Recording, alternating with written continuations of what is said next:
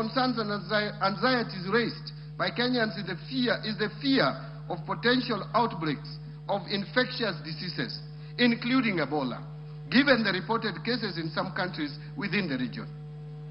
And so, Mr. Speaker, I wish to underscore that while Kenya is currently free of any confirmed Ebola virus disease, the government has activated the National Ebola Incident Management System to coordinate surveillance and response.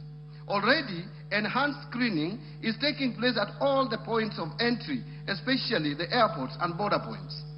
The government has, in the meantime, trained over 1,000 health workers and put together a reserve team of 241 experts in epidemiology, laboratory services, and emergency response who remain on standby for rapid deployment. The government has also designated isolation and treatment facilities across the country, including at Kenyatta National Hospital and the National Police Service Hospital. The Ministry of Health is working closely with regional and international partners, including the World Health Organization, Africa CDC, IGAD, and the East African Community on this matter. Mr. Speaker, these efforts are further supported by our development partners.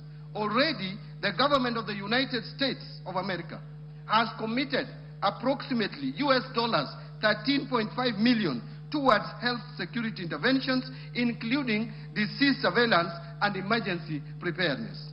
In addition, the World Bank has mobilized resources under the Regional Recovery and Resilience Operation program, which will support, among others, interventions in strengthening the health systems.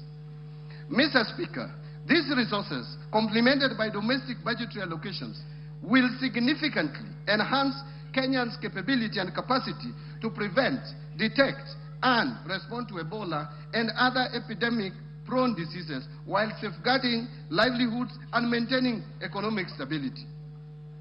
Mr. Speaker and honorable members, this demonstrates that this government is listening and responding to the concerns of citizens.